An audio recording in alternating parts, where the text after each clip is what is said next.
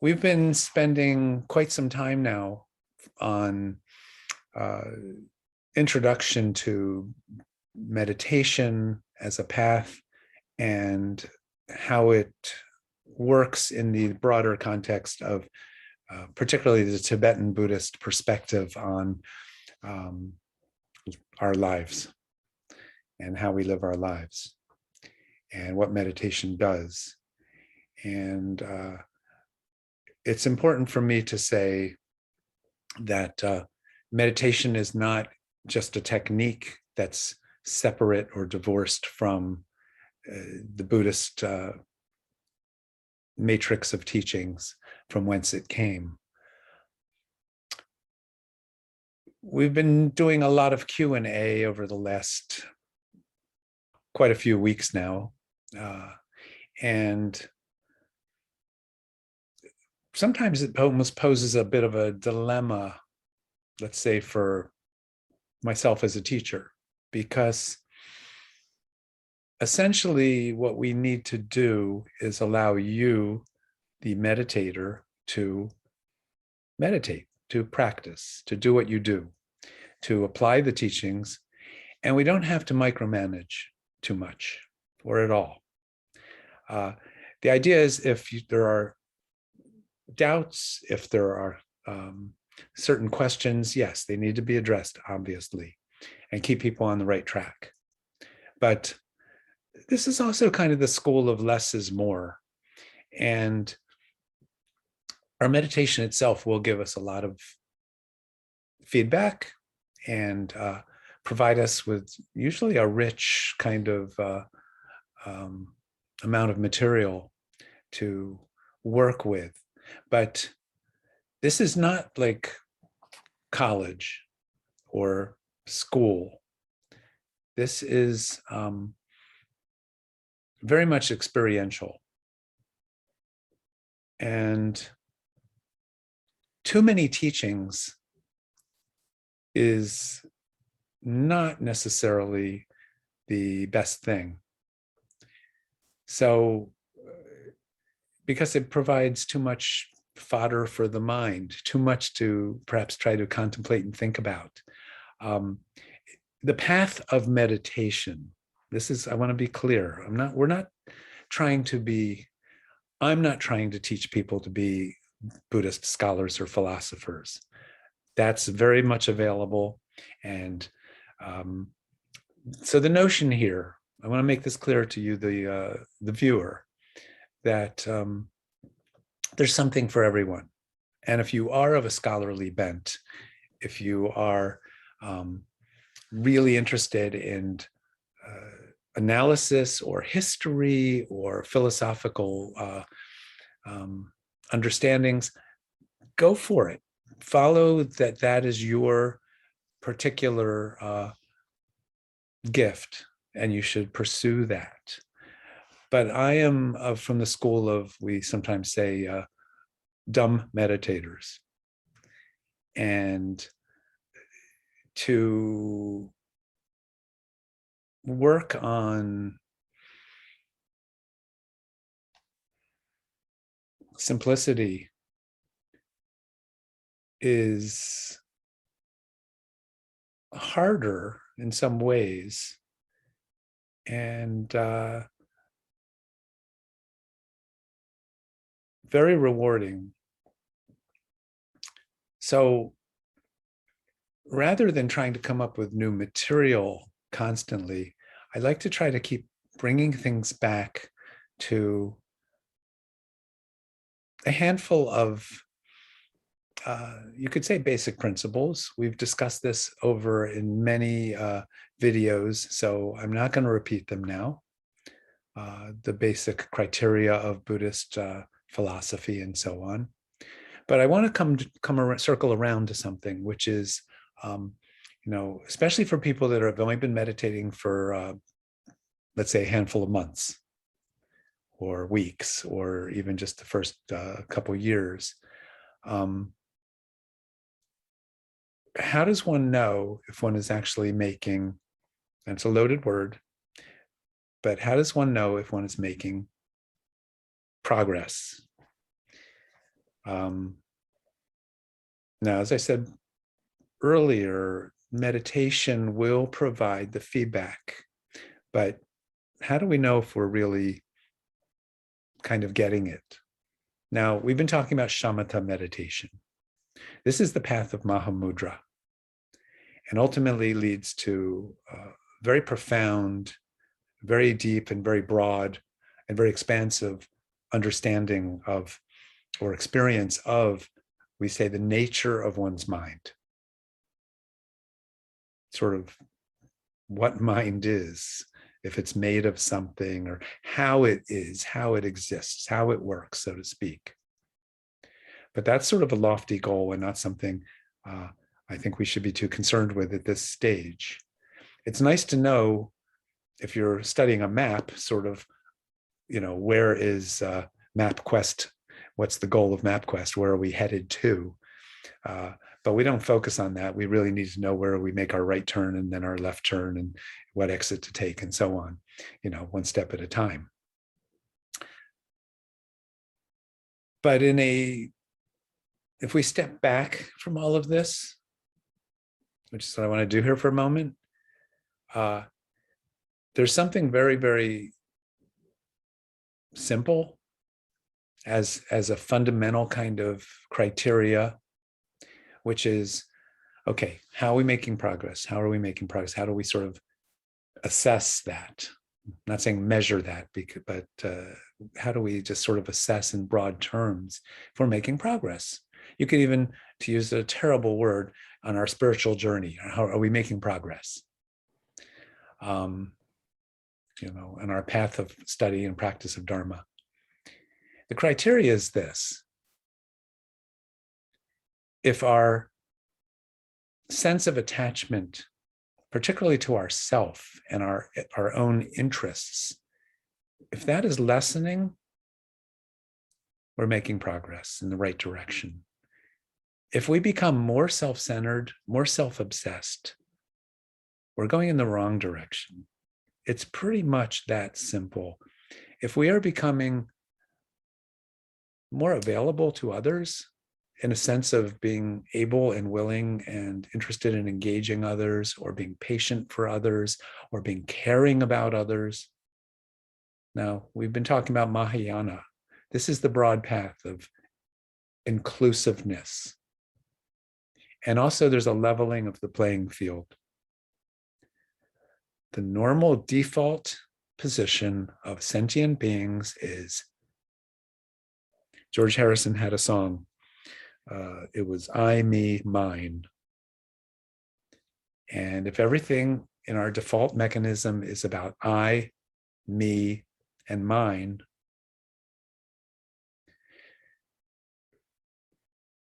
we're perhaps barking up the wrong tree. The path of, I'm not going to even say the path of meditation, the path of Buddhist Dharma is to lessen I, me, and mine. If we can become more relaxed in who we are and not so, what's the word? Not so caught up in enhancing I, me, mine, if we're not so caught up in reinforcing that or protecting that at all costs, if we're more loving, then our path is working. And meditation softens our mind, because as time goes by, we start to experience a more relaxed kind of mind. It's not so tight. It's not so hard-edged. It's softer. It's more permeable. There's room for others. There's room for considering others. There's a place to say, I'm wrong, I made a mistake, I'm sorry, and be genuine about it. If we start to develop some humility about ourselves, that's a great thing. That's a sense of Buddhism is taking root in us. All of our philosophical studies or all of our meditation practice. This is the vital point. This is where it starts to come back down to sort of home base. So that's the thing. Our life matters to us. Of course it does. It needs to, it should. There's nothing wrong with that. So please don't get me wrong here. But not at any cost. And if we are really holding on, and that's going to just, all it's going to do is increase our suffering, because you can't just hold on forever. We've got to learn how to let go, relinquish, release, give it up, soften. It's all preparation. We're going to die. We're going to have to let go of this. Who am I? Am I this? Is this who I am? You know, because this is changing. It's getting old and wrinkly. It's going to get sick and diseased. It's going to stop breathing. We're going to leave. We're going to say goodbye. Now's the time to start to practice and lay the foundation for where we're heading, where MapQuest is taking us. MapQuest is taking us to our graves. So, I'm sorry to interrupt. Go ahead, Tom. I Please wanted go to ahead. ask, because in the four contemplations that I've been reading every day, one of the things is that when we die, that practice is what is becomes useful. So is that what becoming familiar with our own self, our own mind, our own consciousness is useful for in that transitionary state or whatever that is? Yes, I think you said it pretty well. Yes. Yes. Because when the self dissolves after death, wisdom is what will carry us through. The wisdom of realizing we can let go with gracefulness. We can relax in the process of, well, we might start to experience it in some way that who we really are. If you can get that glimpse and then and start to stabilize that through actual meditation, again, we call Mahamudra practice. We've, we're provisioning ourselves for our journey. We've already had a taste or a glimpse, so it won't be such a surprise. And really, it's getting way ahead of ourselves. But the point of being like a Buddhist yogic practitioner, in the sense of really taking it to quite a high level, so to speak, of understanding and experience, is we recognize our true nature after we die. It's clearer because we're less encumbered and we don't have this gross shell holding us back, so to speak, and mind is freed. Well, then mind can experience itself, you could say, if that makes sense. But you said it well. You said it well. Reminds me of this movie, What Dreams May Come, with Robin Williams, where he goes into the afterlife to try to save his wife, but that's a different part of why I'm mentioning it. Part of it is whatever he thinks about kind of comes into fruition in his experience, and I wonder if that it has some something like that when we're at that point where being able to control our not control but well, I guess, yeah, control our minds is what will be useful at that stage, so that we could put ourselves in a better position or do do what it is that we're looking to do. I'm not sure even what that is, but maybe you could help me figure that part out. Well, let's just say that we don't have to wait till we die for that to happen. So actually, the path of meditation is right now, here and now, we start to actually see that what you just described is actually how it is. In other words, what we think creates our own experience. The texture of it, the flavor of it, the nuances of it, the experience of it is all based on our projections. So again, that's the notion. It's exactly why we meditate. It's preparation for all of that, but it's in the here and now. So if we can develop that mastery while we're alive, we certainly don't have to wait till we die. And that's sort of the point. So we start to actually see, that's the notion. This is why we start with shamatha in the Mahamudra path, because first the mind slows down just by returning to the breath repeatedly, or the candle or flower on the shrine in front of us or whatever. We learn to not indulge our distractions. We have to keep our eye on the ball, whether you're playing baseball or tennis or soccer. You have to keep your eye on the ball, right? You have to. You take it off and you lose that whole interface of hand-eye coordination or whatever. It's the same thing. And we've talked about this and used some of the classic Buddhist metaphors. The glass of water, their mind is like clear water. But if you put some dirt or silt, some sand into that glass and swirl it around, it's all cloudy. But you let the glass sit and the silt settles to the bottom of the glass, and then the water itself is clear again. So as our thoughts, which cloud our mind and our ability to see our mind clearly, as their thoughts are swirling, shamatha meditation is creating a space for the swirling thoughts, which is the silt of our mind, to settle down. And then we can actually start to see things much more clearly. As I say, things come into focus just by slowing down. Shamatha is a practice of slowing down. We just watch the breath, and by repeatedly watching the breath and coming back to it in a gentle way, not heavy-handed,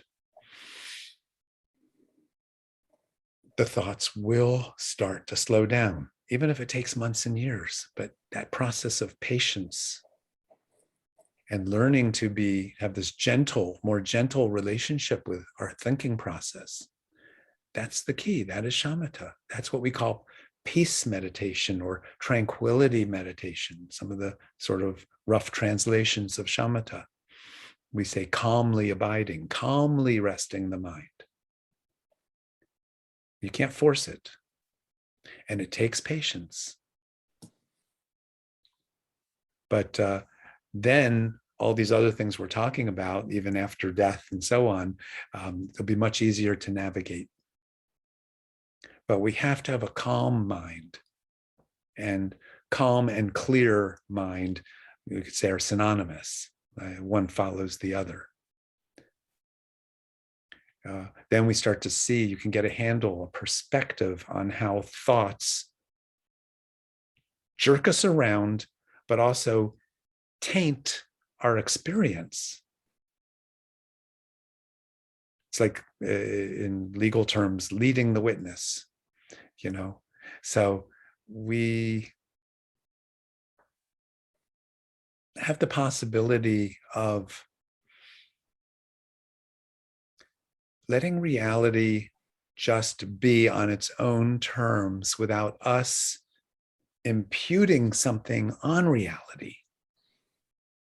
Meaning we don't have to have our judgments projected onto reality, our opinions even imputed onto reality. If we can learn how, through experience of meditation, to seize that process where we're constantly habitually and almost neurotically putting our opinions on everything, our stamp on everything. That's what meditation is. That's what's called being a real meditator, a real observer of things.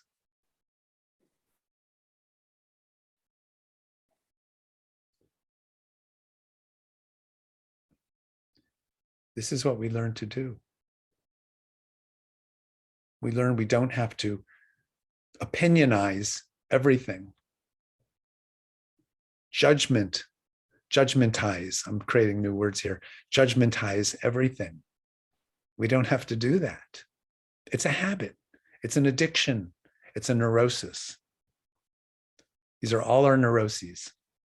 There's a different interpretation of neurosis. This isn't Freudian neurosis. This is Buddhist neurosis. It's the neurotic mind that is compulsive, compulsively analyzing, compulsively opinionizing, as I said, judging. Do you think that's a product of our technological evolution, or is that just always how humans are? Yeah, we're sort of wired for it. We're acculturated for it. It's reinforced, yes, by media and technology, but I don't blame media and technology. In pre-technological societies, people still do it. The point is we do it. Whatever the reason or cause is, doesn't matter. The point is, if we see that we're doing it, we can start to deconstruct that process, unwind the ball of string, which is our mind. And that's what meditation is. We're experimenting. We're learning, oh, I can do that. I can, even if it's just for 3 seconds. It's quite a vacation from sort of the mind's business as usual. Again, neurotically and compulsively, just, again, trying to judge everything, trying to analyze everything, trying to have an opinion on everything. Try it. Not as easy as it sounds, but that's actually what meditation is. As we work with the breath and so on, a certain kind of spaciousness of the mind will, little by little, kind of start to manifest itself or express itself, or we can start to see, another way to say it is, we see that that's how the mind actually really is free of opinions, free of judgments. And so we start to get a glimpse of the authentic mind. The authentic mind is the mind free of, again, our opinions, our judgments, our personal, views of things. That's what meditation promises and gives us. And it's the experimental laboratory where we can start to do that. Then the process is to repeat and repeat and repeat and keep going and keep going, keep doing it, and keep revisiting that space that is free of our opinions and our judgments. And that's where wisdom comes. It comes when we're free of opinions and judgments and concepts.